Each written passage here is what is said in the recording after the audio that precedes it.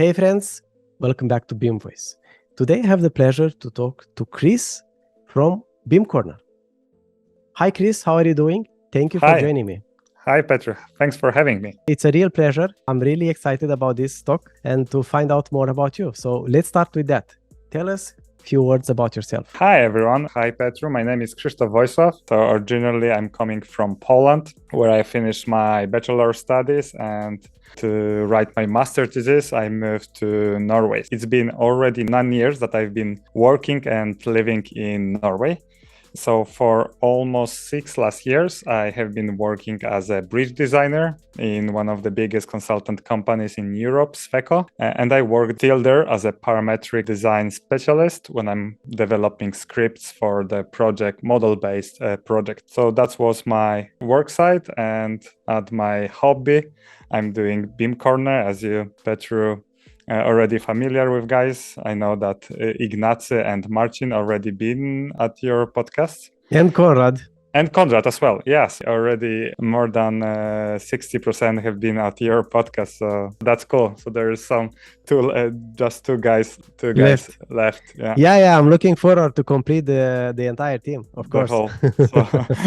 So it may be on your YouTube, it will be like a playlist with just BIM Corner guys. Yeah, why not? That's definitely a good idea. Yeah.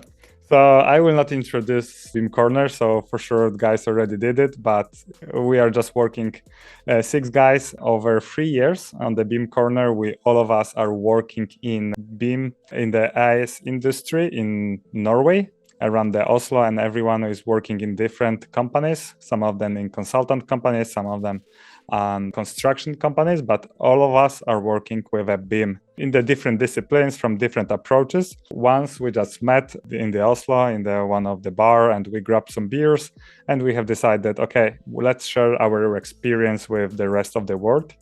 And for now, I just checked some statistic before this meeting, and almost 1 million visitors have visited our pages on BIM Corner.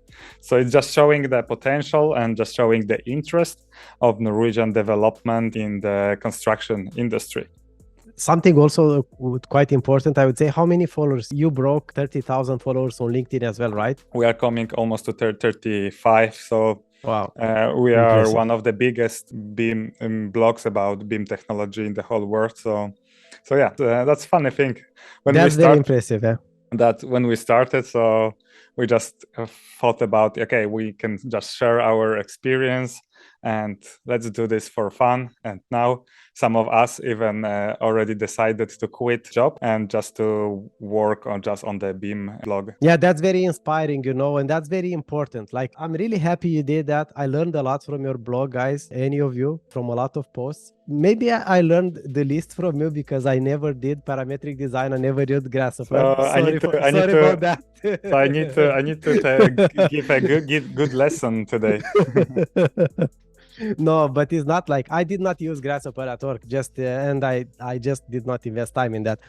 But like, it's very important and very inspiring, this journey, and a lot of people have learned from you, and this is something we need more of. This is something we lack, and that's why you have the unexpected success that you maybe did not think about when you started it, because actually there is a huge vacuum in this, and it's much appreciated. And I would not be surprised if at some point all of you will say that, yeah, you work for your own companies, because you are getting to that point. Yeah, more or less. I hope it's going in this direction. I already took this step. So already this year, I decided to quit my position and just to dedicate my work on creating a learning platform. So yeah, so this is, I hope that, as you said, that all of us will go in this direction, like finally.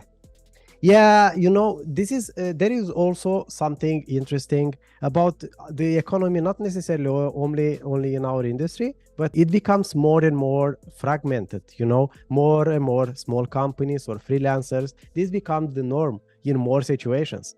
And because people want to have a bit more control on their time, right? They want to choose more. And companies understand that. And who is tailoring their offering to that? They can keep talent and keep working with talent. Otherwise, they just need to retrain people or, just find the other solutions. Yeah, and for people, it's just working with more fun things. That's like people more interested in another stuff to do, not maybe projects, but another like blogs and teaching others. So this is another like perspective. Exactly. And the very important one, right? We need something like this kind of information or teaching that you are doing, which is very practical.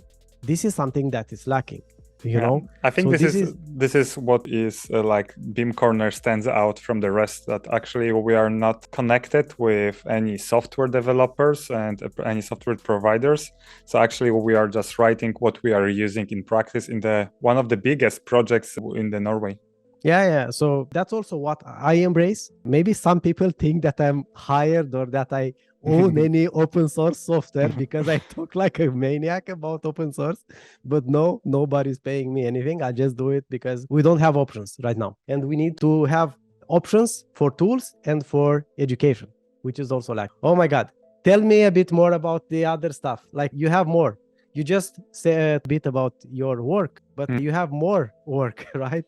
Yeah, when I have decided to quit my job, I also started to work at the university as an academic lecturer. So first, this year, the beginning of this year, I started on the Ziggurat. Maybe you heard about this school. Yes. It's one of the biggest online schools dedicated to architectural engineering construction industry. So I have my lectures together with the Konrad Naborczyk from the BIM Corner, when we share our experience on the VDC, Virtual Design and Construction methodology. And newly, I started to also be an academic guest lecturer on the NTNU, Norwegian Technology of Science and Technology in Trondheim. So it's like a new part of my career, which I really exciting because I love to share my knowledge and I love teaching others. So, and especially that everything is connected with parametric design. So this is what I'm looking forward to share knowledge most. Yeah. And of course, don't forget to mention your website, Learn Grasshopper. This was my main reason to start my own company, because I really had this feeling that, okay, the Grasshopper, like with this Rhino attitude that is coming to more and more collaborate on different softwares. So I just realized that there's more and more disciplines that can work in this way. So at the beginning, I just thought, okay, this is just a thing for architects mainly, because the parametric design is associated with architects and like crazy shape, organic shapes. But afterwards, we used Grasshopper and parametric approach a lot to the bridges, because everything which is going to be aligned with the road. So it's a really hard and difficult to model. All the tunnels, all the bridges needs to follow, and of course curvature can change. So there's lots of parameters, and parametric design is perfect for that. So you can apply all the changes. But afterwards, when I've been introducing Grasshopper to my company, I just realized that actually every single discipline can use it. So afterwards, I just saw like geotechnical NGE, Norwegian Geotechnic Institute, that also implement and put a lot of effort into developing of Rhino and Grasshopper scripts into geotechnics, and the road designers and the rail designers, electro. So it's coming more and more. And when you see the portfolio of all the users using a Rhino and Grasshopper, so you can start from the shoe industry to the medical architecture and robotics. So it's just expanding. So it's like a snowball just going, and just coming more and more disciplines is coming on this way of working. Yeah, that's very good. Automation, it is already very important, and it becomes more and more relevant. Like if you want to be competitive, you need to automate stuff, and parametric design is one of the things that we can do about that. Yeah, actually it's like a first step that actually we engineers can take, because it's hard, even for me. I'm not a programmer. I never programmed before. My history is that at my high school, I was really like, my parents would like to say that, yeah, maybe it will be best for you if you're going to be an IT developer, because industry is changing.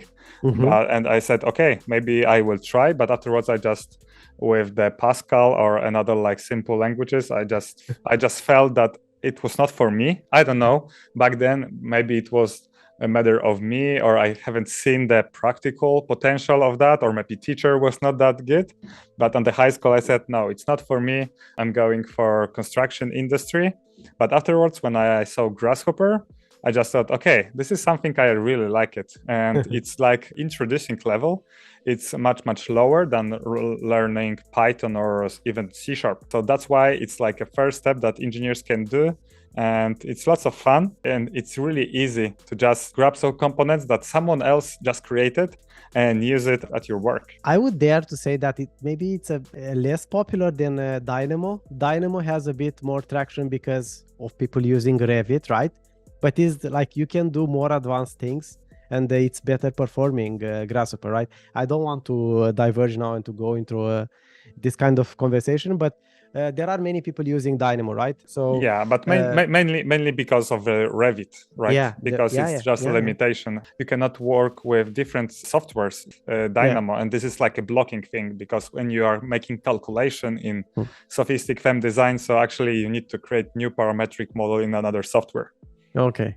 But then you can use Grasshopper with other softwares. Like you cannot do everything in Rhinoceros, right? You need to use another platform. Like you use Tekla, definitely. I know that Grasshopper works well with Tekla for bridges and... That's correct. But actually my answer will be, of course, for example, create like drawings or make like a really complicated calculation. So actually everything you can do with Rhino. So for example, if you would like to have just a BIM model of a structure, so you don't need any Tekla and neither Revit license. So to generating BIM models, Rhino is just enough. And you have also open source calculation software plugins. So actually you can calculate all the structure in the Grasshopper. So my answer will be, yeah, you can use just Rhino and the Grasshopper to create your project. Is there any way to export it to IFC? Yeah, there's several ways with all the information. So there's additional plugins that you need to install, but there's several of them. I know maybe 4 or 5 already of them that actually can make an object and put it all the information in the structure that you need and generate IFC. So I see that there's a huge change in the industry. It's actually why you should pay lots of money for softwares that you are just generating BIM models. For example, we are using a lot of Grasshopper, and maybe 90% sometimes work is just going from Grasshopper. So why you need to pay for this 10% if you can generate IFC? I would definitely recommend, for sure. It's not that develop are another like Revit. You cannot just create so many plans and have automatization of drawing and so what. But lots of design you can create in the parametric tool. I understand. That's good. That's very good. We need better tools. We need faster tools. We need custom tools. So that's always good. And if I'm not mistaken, maybe you definitely maybe can use Grasshopper with Revit as well, right? There must be a plugin or something. So yeah, there's a Rhino inside Revit. So there's Rhino inside technology when actually you can apply Rhino in the different softwares. And actually McNeil put a lot of effort to develop that. Sure, there are some links and possibilities missing. So there's still not the same possibilities to do the same thing, Dynamo and Grasshopper in Revit. But still, I think they are going to manage next year. They're going to manage to grasp and to reach the Dynamo, all the functionality. But tell me something. Why would somebody still need to use Tekla to design bridges? Wouldn't be enough just to do it in Rhino?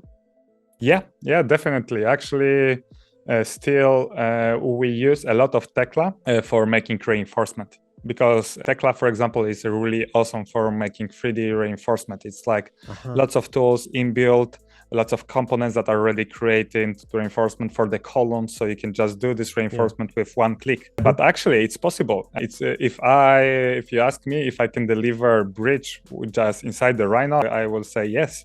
Of course, it will be more time because I need to develop more scripts, do more work. But again, there is some maybe companies can save a lot of money when I am saying that. Yeah, Tekla is a good tool, but it's a very expensive one as well. Yeah, it's on one of the leading. Actually, they put a lot of effort to develop all the components, so I pretty understand. But maybe we'll see what industry will come. Maybe it will be Shift, and softwares like Blender or Rhino will change that. You know what? Blender definitely will do that. Blender BIM especially. Blender, it's already like a real tool for other industries, right? Yeah, I know that. There's still some development is needed, but if I'm thinking about the future and what software I'm going to use in the next maybe 10 years, so I will say that it will be for sure a Grasshopper and Blender. So that sounds amazing. So learn Grasshopper. Who is this for? Who should be taking this course? What is this actually? It's like a continuous course, or what is this exactly? Maybe you can show me your screen or something. Yes, I can share my screen. Awesome. Can you see? Yes, I can see. Ready to become an engineer 4.0. Okay. Yes, correct. So this is the name of the platform. And actually, it's going to be this program, a road to become engineer for zero. So actually, the plan is to take an engineer without any programming experience from before, even without any interest. It was as me that I didn't like program. But take someone that already have this skill to design. For example, it is a road designer, bridge designer, electrical designer, or working with the water and sewage, and go into first level. So go to introducing to programming. So here I would say that there is an intro to programming, and this is a Grasshopper fundamentals. This is the program that I have been working on last almost 10 months. So actually this is program that actually making a first step into the road. So actually, again, just starting from the basic knowledge and going with the program functionality, where to click, how to make a script, what actually is data, what is the computational thinking, what is visual programming, so this kind of basic things. And afterwards, we go through students, how to build algorithm, how to work with complicated data tree structure. This is really important because I think 95% of problems that I come from Grasshopper is coming from the data tree manipulation. This is like a complicated data structures that you are in the different levels. So I know for me, it was also a huge problem to understand it. So that's why I'm making this Grasshopper fundamentals training to even for a Grasshopper user that know and use Grasshopper for maybe 2 years, they are still having problems with manipulation. So that's why I have created this Grasshopper fundamentals to maybe come back a little bit, just take a one step back and just go with all the fundamentals and learn more in the practical examples Grasshopper. So, but just 1 second. When you say intro to programming, you are referring to visual programming, right? We are talking about visual programming here. Yes, this was my point that I said before, that the easiest way to come for engineer into programming world is starting with the visual programming. Even there is studies that it's 60% faster people can learn visual programming than the text-based programming. Of course, afterwards, you can do more with the text-based programming afterwards, but as an introduction, this is the best way. And the reason why this program stands out from the rest, that this is aimed for engineers, for all engineers actually, and architects working more with the structures. So for example, you can find a lot of information and tutorials about Grasshopper, but 95% of them are mainly focused on the architectural design. If you write on Google parametric design Grasshopper, so you will get organic shapes like crazy geometry, facades. And this is not what this program is aimed in. This is more like practical engineering examples. So here I will show you later how this program is structured. So this is the first part that I'm thinking about, like introducing to programming, starting with the visual programming. So this is the first step. Next step is, this is from my practice. The second step is to start using Grasshopper with different softwares, because the best way of learning software is by parametric design is using at your daily basis. So that's why you need to learn how to use it with different softwares. So there's the software modules. So there is one for modeling. In the modeling, you will find one module for Tekla, one module for Quadri, one for Revit that we talked about right now inside Revit, one for ArchiCAD, and one from BricsCAD, which is also having on LiveLink. The same for the calculation software. There is plenty of softwares for analysis, structure analysis that already have connection. Karamba, it's a plugin. Sophistic, FEM Design, CI Engineering, or Global. They have already established live connection. And this will be a modules where actually we go through practical examples and actually we are learning how to use Grasshopper inside these softwares. And the last softwares is connected with the environmental design, like a Ladybug, Honeybee, or let's say OneClick, which are more connected to environmental design. So this was the second part. The third part is generative design, which is going to be more and more in our industry. So generative design, so just short introduction. So we are allowing computer to find out all the parameters instead of we as engineers going to move a slider and put correct parameter. So actually data, like a computer going to find this parameter for us. So actually it's going to find most optimal solutions. So we can optimize our structure. So actually we can use less material. We can, for example, save some money to optimize structure for the CO2 emission. Next level is going for advanced scripting. So this is where you have this knowledge about Grasshopper already, introduction to visual programming. You have used that in your software together with a software. So you have this experience for some time. So the next level, so it will be stage number 4, you can actually start with programming. And it depends what we are going to use. Here we are going to introduce 3 text-based programming languages. It's a Python, it's a C# and Visual Basic. It depends, like all the 3 languages has different advantages. Python is maybe used more for machine learning, C# is more for writing our own components, but it depends who is needing text-based programming. So after you have basics, so afterwards it's a good moment to start using text-based programming. And the last 2 modules of that, so it will be, of course, about robotics. And there's also how you can program a robot to make stuff for you. So mostly in our industry use for now, reinforcement creation, how you can automate robots. As you know, there is coming more and more robots to our industry. So after you are knowing also text-based languages, so it will be easier to make program robots.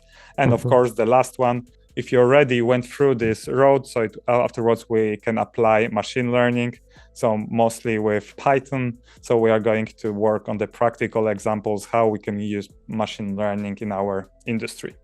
So this is how the whole road to become engineer for zero look like. And this is my plan for next several years, because I would love to go through this road as well. Okay, so what is right now available on the website? What you are offering through is just the first part, the fundamentals? Yeah, correct. This is the first part that is actually already finished. So there is already students are starting working on that. So it's a Grasshopper fundamentals training. So there is a training that actually will take a user from zero Grasshopper knowledge to the user with the semi-advanced user. So this is a roadmap, how this course, like a first step looks. So it's built for the 13 modules.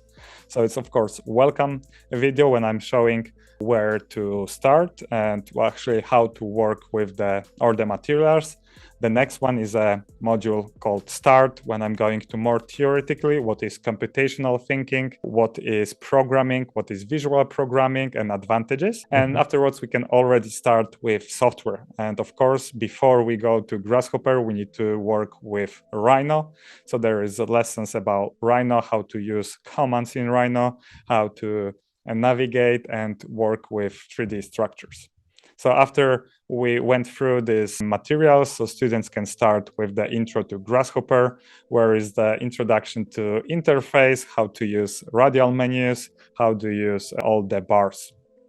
And in the module number 4, we can start with the script definition. So I'm teaching students how to create a clear script, what components they should using and what methods. Next is going to listen data.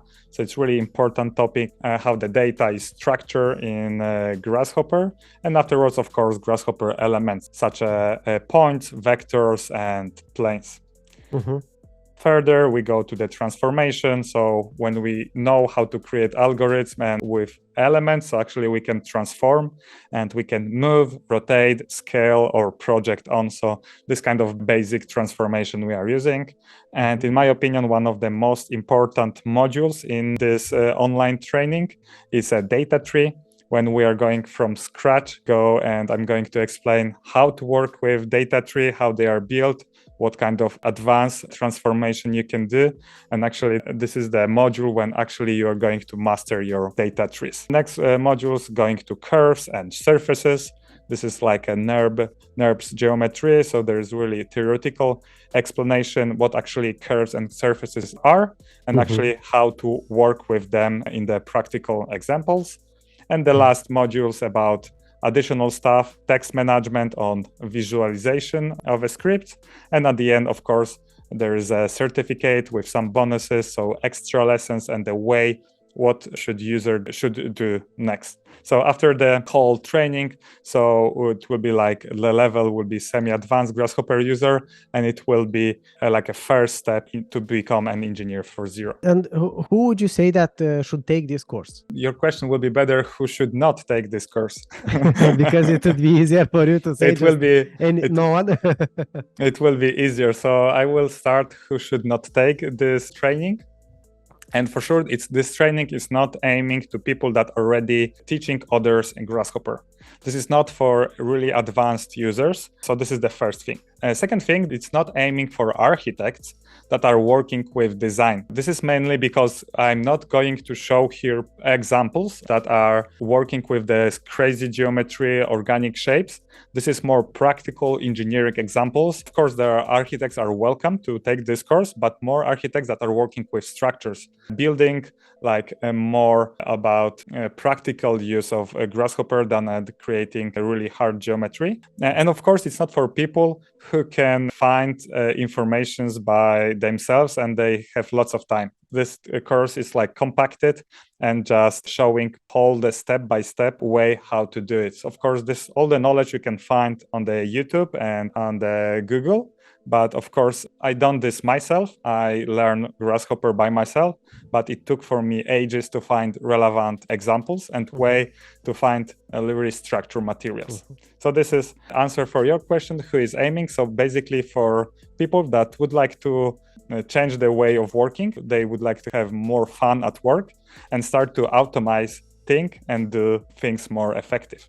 So everyone who would like to start with Parametric, with programming, and of course for people who still using Grasshopper, but still having trouble with data tree structure. So it's not just only for basic users, this is also for intermediate users that are actually would like to learn new components and just see all the knowledge gathered in one place. But this is mostly for people who are designing stuff, right? Would this be relevant for a BIM coordinator or BIM manager, for example? Yeah, definitely. I have lots of examples for BIM managers. So actually, this is not just for design. That's why I'm just creating training, because nowadays you can find only examples on YouTube just connected to design. But actually you can do like all programming that you can do with Python or C#, actually you can also do in Grasshopper. So for example, for BIM coordinator, I've been using Grasshopper by myself. I'm not a BIM coordinator, but I've been using that Grasshopper. For that reason, so actually you can check collisions automatically in the Grasshopper and program some of the data, import, export, and do modification as you wish, as it will be done in the text-based programming. Okay, that sounds good. We have 2 more minutes, so we should wrap it up. So what are the next steps? I remember that you have all this, the next modules. Are you going to focus 100% of this, or do you plan, like I assume by the time when you get to the 4th or 5th step, you should be 100% on this, I guess? Yeah, this is the thing that this whole plan is not I'm going to create by myself. I'm going to introduce another people that are working in the IS industry, that experts. I am not expert in all of these softwares. For example, I'm not using Revit, so I'm going to collaborate on this training with another expert. I already have an agreement with another professors that actually are teaching C# and another text-based programming languages. So actually they are going to create the trainings together with me. Wow. Okay. That sounds amazing. What is the price of this course? The first one, just the only one that you have, if you can tell me that. Yeah, for now, price that I'm starting. That's why I'm introducing for 197 euros per lifetime access. So if you buy access to these trainings, actually it's a one life, and you will have access to all the future updates. You will have access to that for like 1, 2, or 5 years for this course. Okay, that sounds good. So how is the course? Can somebody just join whenever for this course, or you will run it at some specific time? Yeah, so this release of this course just started. It's going to be open for registration for next 7 days until 17th of November. So actually it will be one possibility to join this training. Afterwards, I will close registration and I will going to work with the students together. So it's not just you can just come whenever you like. I would like to have students that actually are going to work all together with my leading. But of course, if students they're not having time right now, so actually they can take for 1 month, but actually they need to register until 17th of November, and they can start maybe in 2, 5, 6 months, but without my support. I would like to have it like a 8 weeks program. So actually I would like to follow up every week with new materials. So actually I can see progress. I can have live sessions together, group live sessions with students. So actually there's 8 weeks that we are going through. But if someone having a project that actually cannot join right now, so it's supposed to register already, but it can take course after some times by her or himself. That sounds good. Cool. Where can people read more about this, and how can somebody contact you? Yeah, so registrations, as I said, it will be open for a couple of days. Afterwards, this offer will disappear. But if you go to grasshopperfundamentals.com, so actually you can still register for a mailing list and just wait for the next edition. So actually I plan to have this edition once or maybe maximum twice per year. So actually you can just subscribe for Grasshopper Fundamentals for my mailing list. You are going to receive some mails every week, and afterwards I will going to release new edition when the new students would like to join. So it will be again open for registration. Awesome. That sounds very good, Chris. Yeah, I think that it's a really new opportunity for all engineers actually that they would like to change the way of working. So actually this program is really well structured, and it's really, I'm taking user and taking by hand. I'm going through all the steps that you can see on the screen. So it will be much more faster and much more fun to learn because there's more than 300 practical examples. So it's, again, as in BIM Corner, we are not just showing like a pure theory here. Through these 13 modules, we are going to solve more than 300 exercises. Yeah, that's very good. Focusing on the practical part is that like you cannot learn programming without actually coding. That sounds very good. Well, thank you very much. It was a very, very nice introduction to this. I learned a lot about this. And by the way, if anyone is wondering, this is not paid advertising or something like that. I'm just curious. It's been a long time since I wanted to talk to Chris. So if you think that this could be something for you, go to learngrasshopper.com, jump on it. I'm quite sure you won't regret it. Sure. Thank you for having me, Petru, and hope to see you live in Oslo. Of course. Soon, man. Thank you.